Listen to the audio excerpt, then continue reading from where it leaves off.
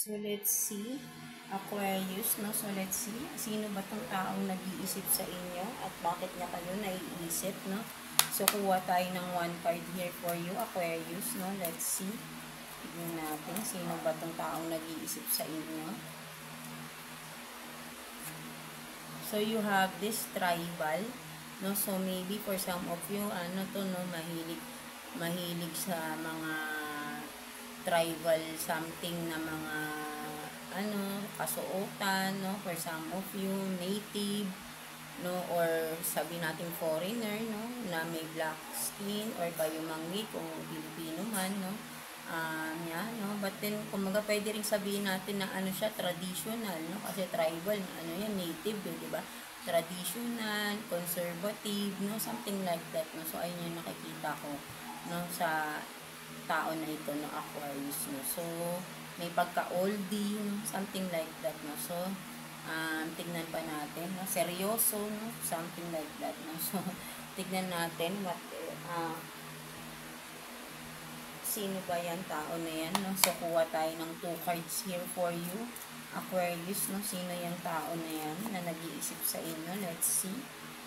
Sino ba yan?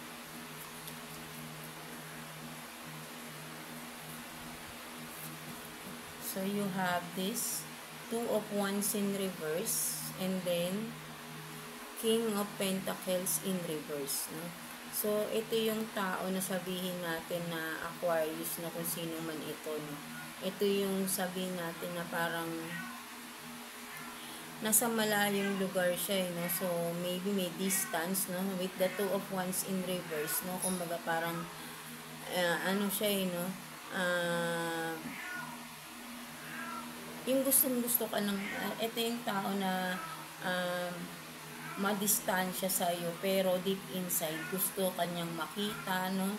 Gusto kanyang makasama, gusto kanyang tulungan. Ito yung tao na to, no? So, sabihin natin baka kaibigan mo, for some of you, no? But then, alam niya, no? Parang sabihin natin na, so, let's see, Aquarius, no? Tingnan natin bakit kanya iniisip. Kuha tayo ng 2 cards here for you, Aquarius.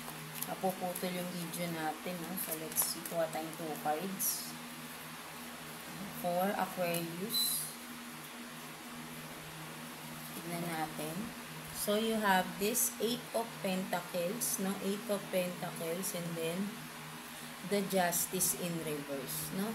So, yeah, no? Ang nakikita ko rito, no?